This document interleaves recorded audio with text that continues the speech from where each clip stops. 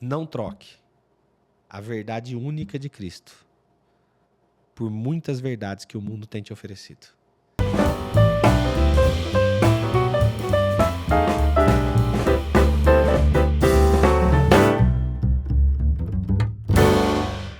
A paz, meus queridos, estamos aqui começando mais um Estação Família, esse podcast que tem trazido informações, direção para você resolver os seus problemas do dia a dia, segundo a Bíblia, naquilo que Deus tem nos revelado.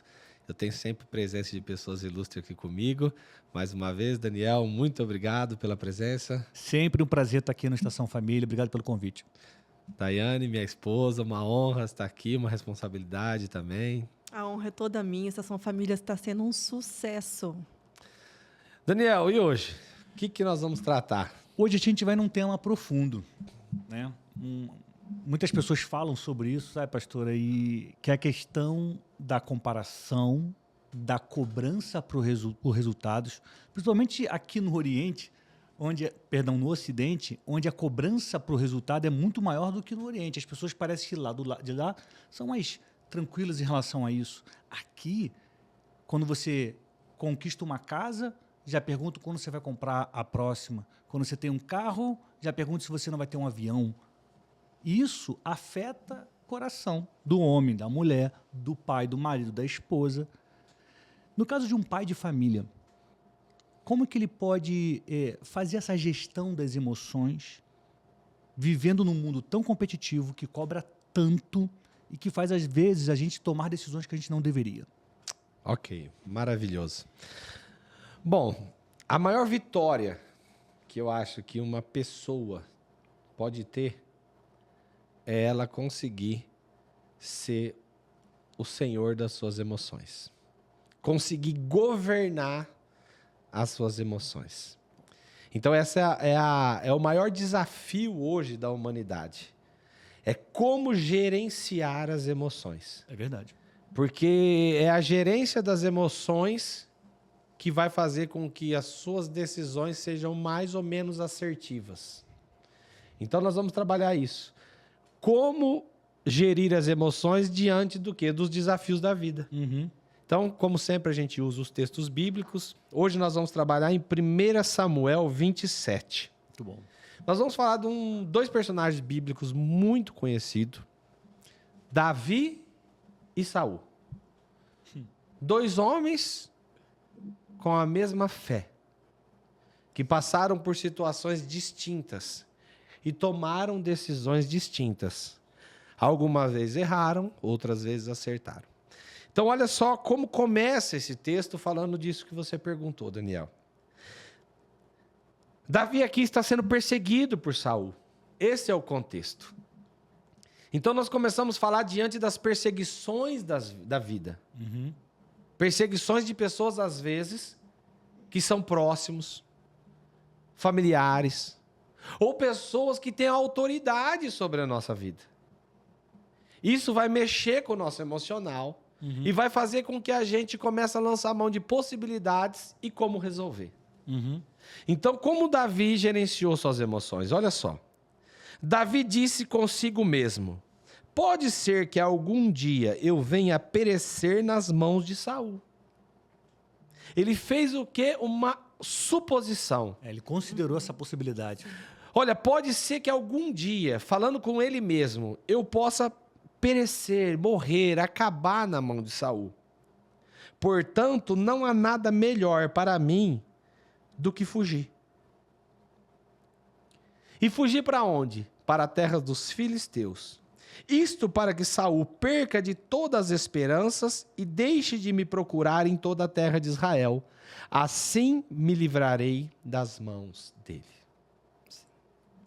Então entenda que a Bíblia diz que nós temos que ter a mente de Cristo. Uhum. E tudo que for bom, tudo que for correto, tudo que for amável, é nisso que nós devemos manter os nossos pensamentos. E quando, Daniel, a gente começa a dar mais atenção aos nossos pensamentos do que a palavra de Deus, nós vamos errar. Verdade. Davi, ele troca agora conversar com Deus e dizer por que está abatido a minha alma, e começa a conversar com ele. Porque enquanto ele conversa com a alma, com autoridade, dizendo, por que está tão abatida a minha alma, se alegre, se espere em Deus, que ainda o glorificarei. Ele troca a voz da esperança pela voz do quê? Da circunstância. Porque o nosso cérebro ele é pragmático, ele vai analisar a circunstância sem fé. O nosso pensamento não tem fé. A nossa alma não tem fé. Quem tem fé é o espírito. A alma milita contra o espírito. E aí, provavelmente, ele também estava com muito medo, né? E o medo acaba paralisando também nossos pensamentos, né? Ele não conseguiu, às vezes, pensar assim, não, eu vou buscar primeiro a Deus. Ele, logo de primeira, ele já vou buscar em mim mesmo a resposta. Uma das maiores armas do diabo para governar nossas emoções é o medo. Então a Bíblia diz assim, ó, não vos dei espírito de medo, mas de ousadia. Então o que é ser ousado? É fazer algo que talvez teoricamente você não tenha capacidade de. A fé é ousadia. É porque você acreditar em algo que as circunstâncias dizem, olha, impossível, não tem como.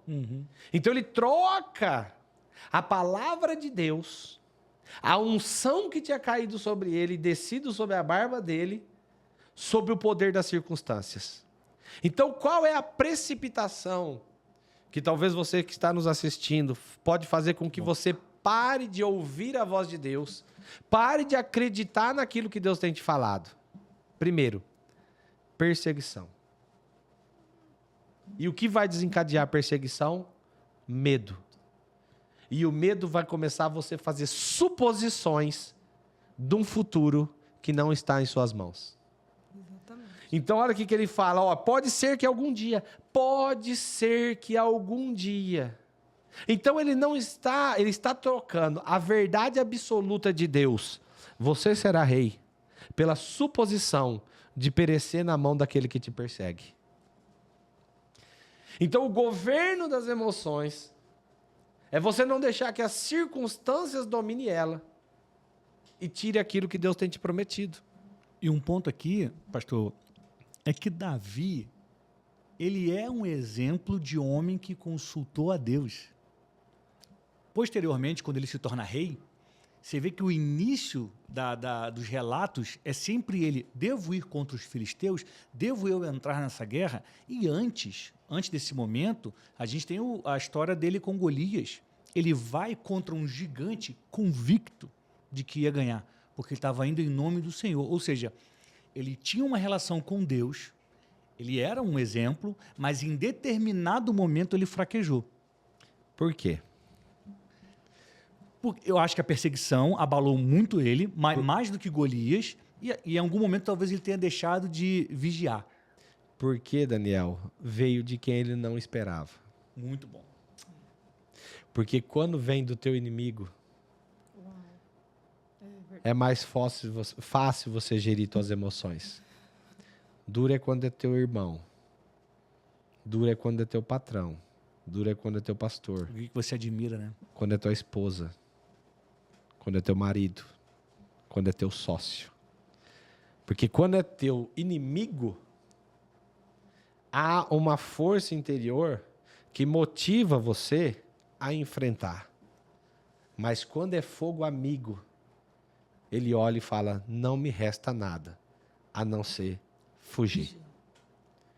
Então, quando a gente se depara, Daniel, com situações que nos surpreendem, porque a gente não queria ter aquelas pessoas como adversário. Nossa, estou impactada com essa revelação. A gente não queria ter aquelas pessoas como adversário. E aí, o que a gente fala? Para mim, só resta fugir. Porque ele tinha capacidade para enfrentar Saul. Tinha ou não tinha? Mas como ele ia orar para Deus? Para ir contra aquele que Deus tinha ungido. Então ele começa a querer fugir. E agora, ele vai para onde? Para a terra dos filisteus. Então ele está trocando um perseguidor por um exército. Porque os filisteus se levantavam contra quem? O povo de Israel. Contra o povo de Israel.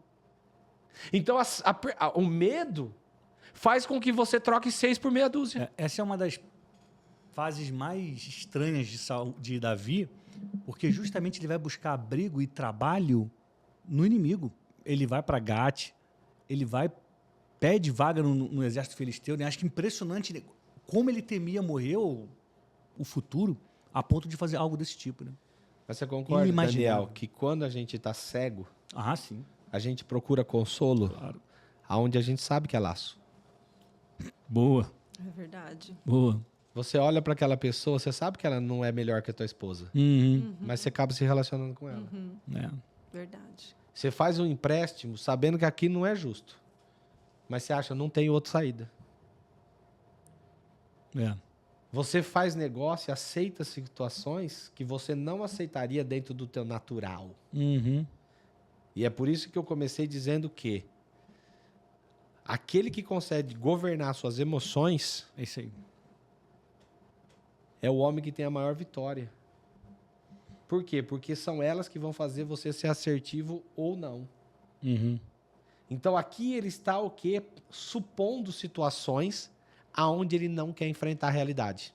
E tá aí sinais, você que está nos acompanhando, com base no que o Cristiano está falando aqui, se você quer identificar se é o seu caso, se você está com as emoções fora do lugar e precisa tomar as rédeas.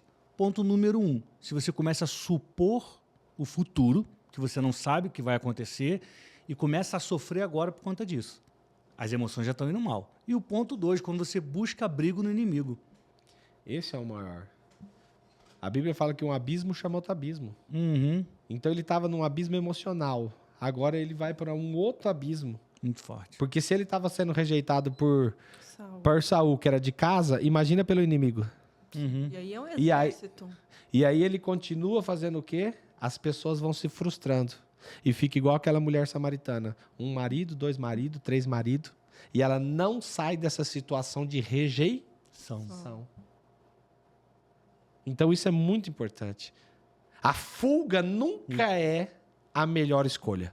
O atalho nunca é a solução. O inimigo nunca é a melhor escolha. Então ele fala o seguinte, isto para que Saul perca de todas as esperanças.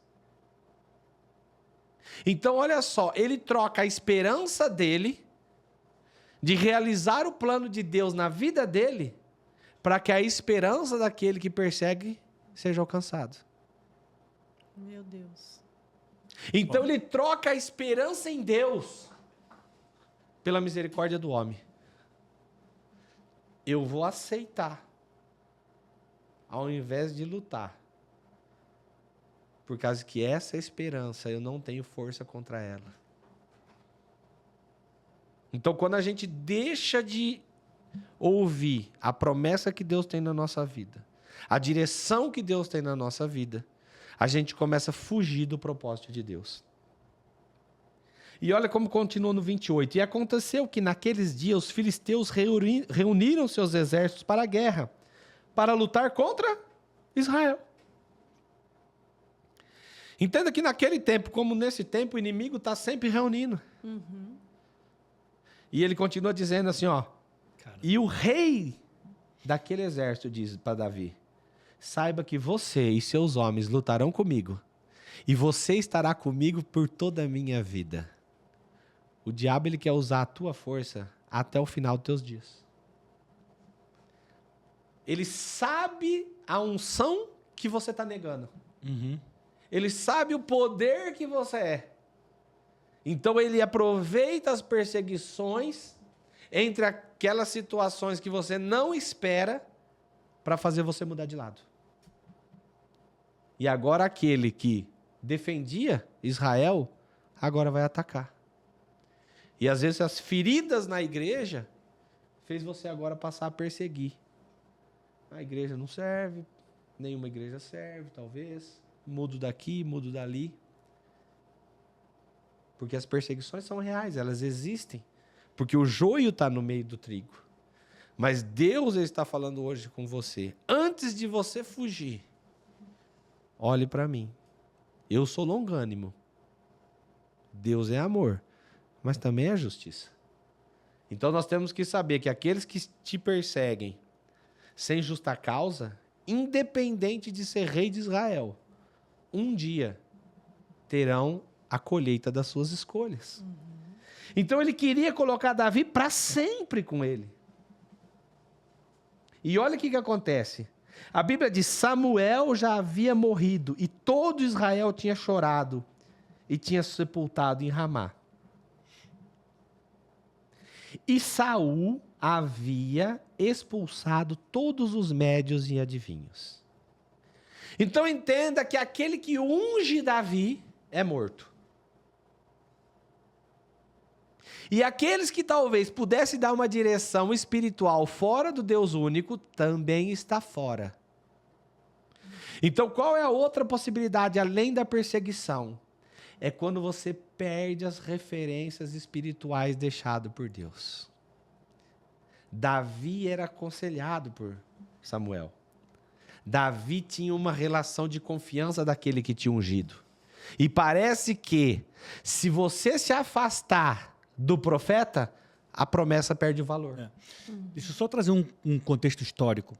Naquela época, você que está nos acompanhando, não existia essa ligação direta entre Deus e o homem. Ela existe depois da ressurreição de Jesus. Então, naquela época, havia os sacerdotes, os profetas, os homens escolhidos, que eram a ligação, era a voz de Deus na terra. Não era assim com todo mundo como é hoje. Você pode dobrar seu joelho em casa e orar, Deus vai te ouvir. Naquela época existia essa figura do profeta, que era Samuel, que ungiu Davi e nessa época estava morto. Só quero só reforçar o que você falou.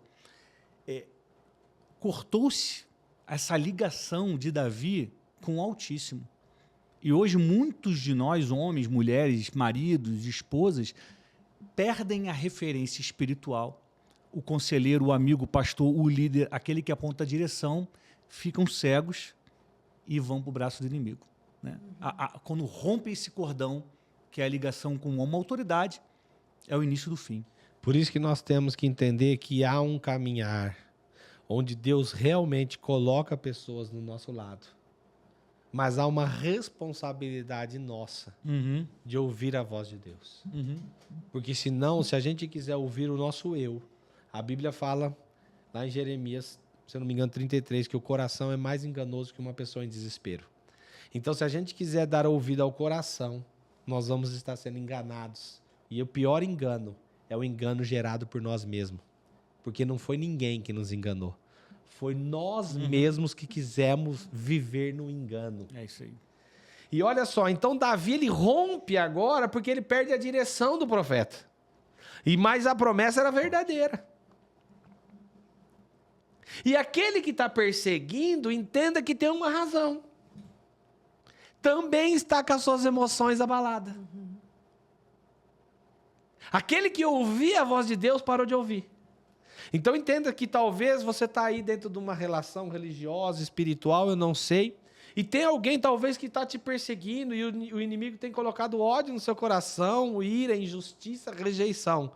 Entenda que por algum motivo essa pessoa também está precisando da misericórdia, porque ela perdeu a direção espiritual de Deus.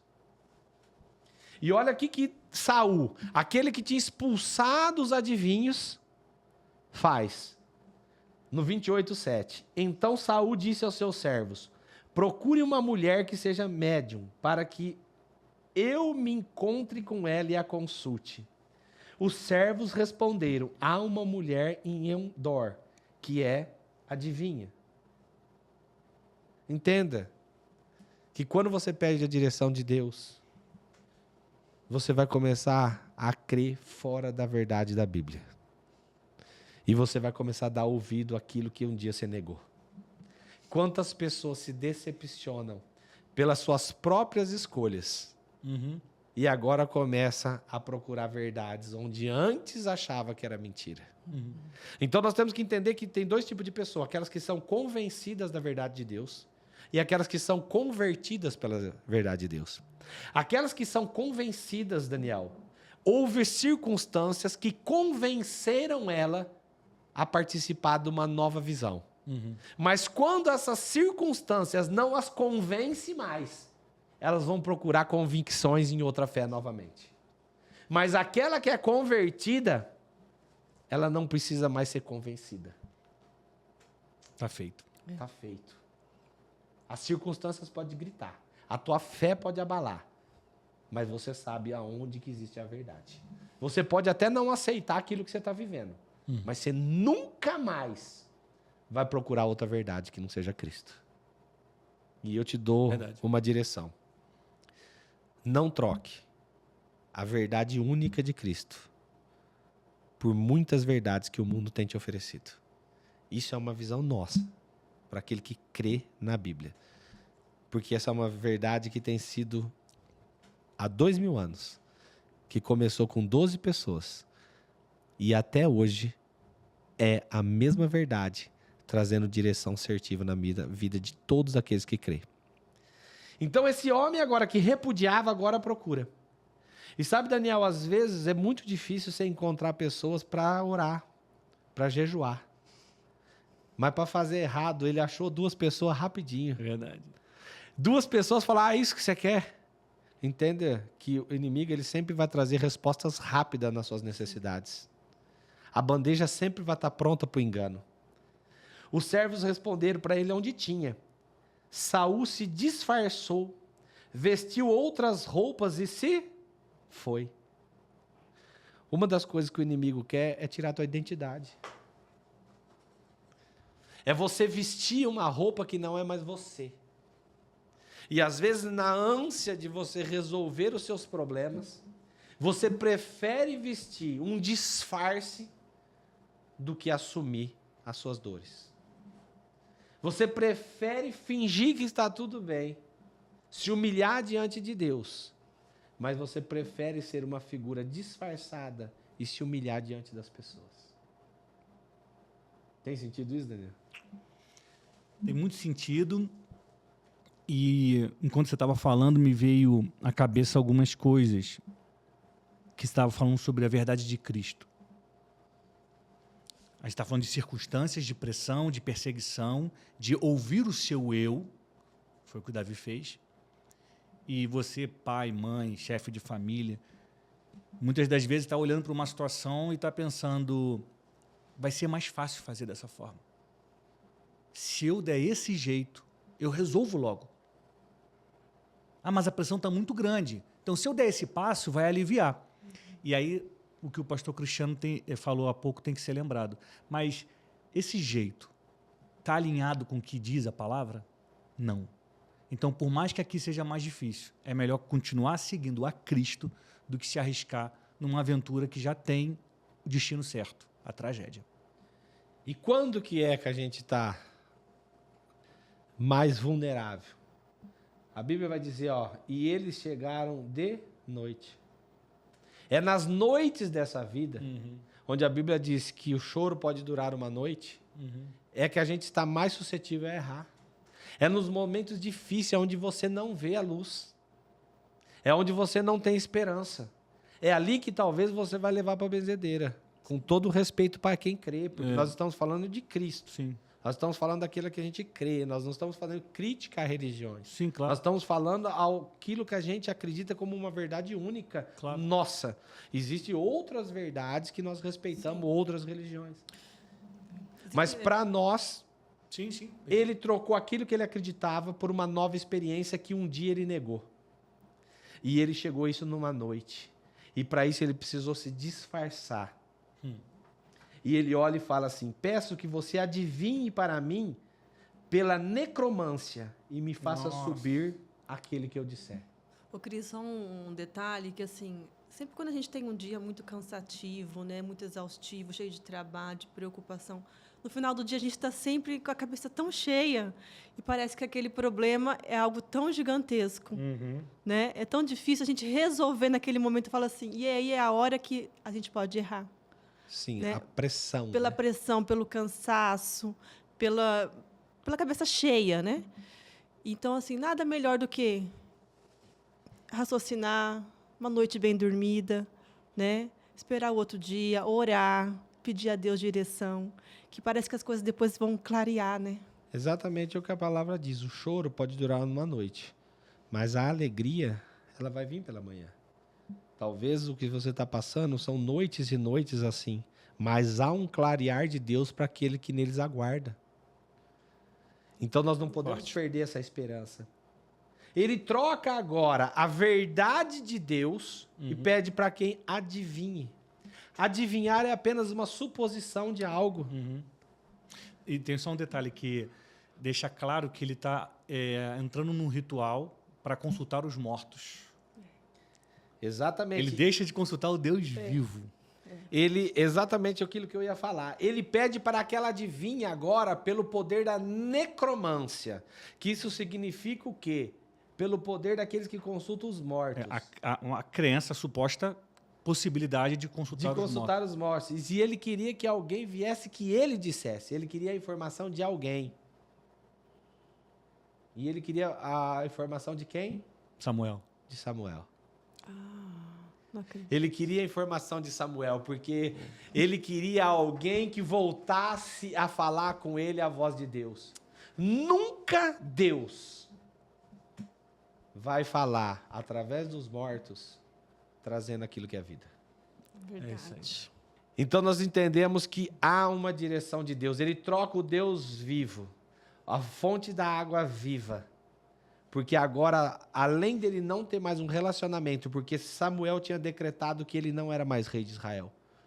E Samuel está morto. Então tira Samuel de lá para ver se ele mudou de ideia. Então entenda que Deus ele é único e a palavra dele é certeira. E há uma consequência agora na vida desses dois homens. Um, pela perseguição, pelo medo, foge. Muda de exército. Mas não muda de crença. O outro, pelo medo, por não ouvir mais a voz de Deus, permanece no exército, mas muda de fé. Então, às vezes, Daniel, as pessoas não entendem qual é o pior pecado, contra o homem ou contra Deus. Porque Davi poderia matar pessoas, mas continuava acreditando no mesmo Deus. Saul estava guerreando contra os inimigos, mas estava tendo uma guerra contra o próprio Deus. Verdade. É isso aí. E quais foram as consequências na vida desses dois homens? No Samuel 31 vai dizer que os filisteus lutaram contra Israel. E os filisteus seguiram de perto Saul e seus filhos e mataram Jonatas, Abinadab e Malquissua, filhos de Saul. A batalha se intensificou contra Saul. Os fleteiros o avistaram e ele foi ferido gravemente. Então disse ao seu escudeiro: arranque a sua espada e atravesse-me com ela, para que esses incircuncisos não me matem com a minha espada e zombem de mim. Mas o seu escudeiro não quis fazer isso, porque estava com muito medo. Então Saul pegou a sua própria espada e se lançou sobre ela. Então qual foi a consequência para a vida de Saul? Diante do medo, Morte, né? da decisão de Deus olhar para ele e falar: você fez errado. Não aceitar a exortação de Deus. Não se arrepender. Forte demais isso. Perder o governo de Deus e colocar o governo do inimigo na sua mente. Perseguição de perto dos seus filhos até a morte. E fez com que ele caísse sobre a espada que um dia fez justiça. E tem um ponto, como os filhos morrem junto com ele, o reino muda, obrigatoriamente tem que mudar de mão, porque não há herdeiros. Então, quando você troca o governo de Deus, único da Bíblia, e abre a possibilidade de outro governo espiritual, você já perde o teu direito à linhagem espiritual sucessória. Forte. Agora, o que acontece com Davi?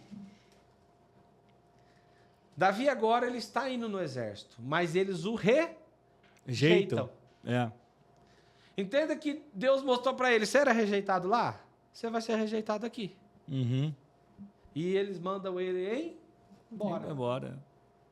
Quando eles chegam, eles estavam numa cidade chamada Ziglac. Os seus bens e as suas mulheres, seus filhos tinham sido levados. Não tinha tocado neles, mas estava na mão do Inimigo. Então, o erro de Saul caiu sobre quem? Os seus A filhos. família, né? O erro de Davi caiu sobre quem? Os seus homens. E sobre sua mulher. Sim. E sobre seus filhos. Sim. Sim. Mas qual foi a diferença aqui? Que a Bíblia diz que nenhum dos seus filhos e das suas mulheres foram tocados. Por quê? A mão de Deus ali. Porque a tua fé protege tua descendência, mas faz com que ela caminhe com o inimigo. Então ele falou assim, Davi, você manteve a fé, Uhum. só que você caminhou com o inimigo, né? Então a pior coisa para um pastor, para uma pessoa que crê, é você ver teus filhos desviados dentro da igreja. Uhum. Falou, Davi, eu vou só te mostrar o que você fez, pra você sentir o que eu senti. Eles não tocaram, mas não caminha mais com o meu povo. Nos dois, Deus não fez diferença. Mas há pecados diferentes, Daniel. Sim. Você pecar contra o homem é uma coisa, pecar contra Deus é outra. Geram consequências diferentes, né? Pegar contra o corpo, por exemplo. Agora, Davi tem a chance de fazer o quê? Uma consulta espiritual. E para quem ele vai agora? Saul consultou os adivinhos. Uhum. No versículo 7 do capítulo 30 vai dizer, Davi disse a Abiatar, o sacerdote, filho de Aimeleque, traga aqui a estola sacerdotal. E Abiatar trouxe a Davi. Então Davi consultou o Senhor, dizendo. Então entenda, Daniel, que por mais que ele estava com as suas emoções fora, em algum momento, pela fé que ele manteve no Deus vivo, ele foi consultar quem? Deus. E ele procurou um sacerdote. Então, irmão, eu não sei, talvez, o que aconteceu na tua vida, a decepção que você teve, e talvez aquela liderança espiritual, às vezes morreu igual Samuel, mas Deus nunca vai te deixar desamparado, sempre ele vai ter um Aimeleque para trazer, te dar uma nova direção. E aí nós temos que ser o quê? Assertivos. Uhum. Nós não tínhamos, Davi, quando ele consulta a si mesmo, ele queria fazer o quê? Fugir. Ele queria caminhar. Olha aqui que ele fala, devo perseguir esse bando? Conseguirei alcançá-lo? Então, duas coisas que nós temos que ter, Daniel, na nossa cabeça. Primeiro, se nós devemos fazer. E se aquilo que a gente faz alcança o objetivo esperado. Porque tem muita coisa que você pode fazer, mas você não alcança. Então ele fala assim, mais do que dever, eu vou alcançar. Então talvez a gente quer fazer planos, porque a Bíblia diz o quê? Que o homem faz plano, mas quem decide é Deus. Então o plano era perseguir. Mas quem decidia se ia alcançar ou não era Deus. Aí Deus olha e fala, Davi, entendo que agora não é você mais que está pensando. Agora você começou a trazer de novo o governo das tuas emoções para mim. E ele fala assim, e o Senhor respondeu, porque nós servimos um Deus que responde. Persiga o bando, porque você certamente o alcançará e libertará os cativos. Só quero apontar uma coisa. Apesar de Davi ter errado ao tentar se alistar no exército inimigo, ele mudou de lado. Apesar desse erro, apesar da emoção dele ter levado ele para uma outra direção, você que está nos acompanhando também já deve ter cometido seus erros. E aí você fala assim, será que Deus vai me ouvir agora? Se eu bater de novo na porta de Deus, será que ele vai abrir? Vai. Exatamente. Desde que o mundo é mundo, vai. Vai porque você está voltando para o certo. O preço do erro, Jesus já pagou. É isso aí. Então, toda vez que o diabo quiser te acusar do teu passado, do que você fez ontem, do que você fez hoje, Deus ele vai sempre ver qual é a motivação de você ir e de você alcançar aquilo que você está pedindo para Ele. Se a motivação for condizente à vontade de Deus, independente do que você fez, Deus está pronto para te perdoar. Isso aí. E a Bíblia diz que Ele alcançou, libertou, e todo o despojo do inimigo ainda ficou para eles. Então nós servimos um Deus misericordioso. Agora o que nós temos que ter, então, firme na nossa mente? As emoções vão fazer com que a gente fuja. As emoções vão gerar medo. Quando isso parte de pessoas que a gente não espera, é mais difícil. Mas toda vez que isso acontecer, nós temos que remeter isso a Cristo, a Deus, para que Ele nos dê a direção até de como fugir, ou de como enfrentar, e de como alcançar. Porque senão nós vamos acabar igual Saul. Além de comprometer a nossa vida, compromete a vida da nossa descendência, e mais do que isso, a nossa linhagem é retirada da vontade de Deus. Meu Deus. Terrível. Certo? Fala, doutora. Uma bênção, né? Que palavra mais abençoada, Cris. Assim, reveladora. E a palavra que eu queria deixar, né, para quem está nos assistindo aqui, é que Deus é fiel. Meu irmão, minha irmã, Deus é fiel para cumprir, né? Se Ele te prometeu, Ele vai cumprir. Agora nós precisamos, né, continuar no caminho, ser persistentes, não desviar, ser contínuos, né, que a bênção vai chegar até nós. Maravilha. Lembrar que Saul também foi escolhido por Deus. Foi escolhido por Deus para ser rei. Davi também foi levantado para ser rei. Só que Davi, ele só é levantado rei porque Saul decide mudar de lado para o lado literalmente errado, no lado espiritual. Ou seja, as oportunidades são dadas a mim, a você, a todos nós. Basta você permanecer do lado certo, esperando a direção daquele que escreveu a sua história, que o seu final vai ser feliz e em nada vai se parecer com o de Saul, que, escolhido de Deus, pulou o muro e acabou mal. Entenda que você também é escolhido de Deus. E essa escolha é confirmada quando você aceita Jesus como seu único e suficiente Salvador. Então, você que fez essa escolha, ou ainda não fez, entenda que há um Deus que justifica seus erros e está disposto a te colocar no caminho certo e te perdoar, independente dos teus erros. A única coisa que Ele não aceita é você colocar outros deuses diante dele. Ele sempre vai te dar um caminho seguro, enquanto Ele for exclusivo na sua vida.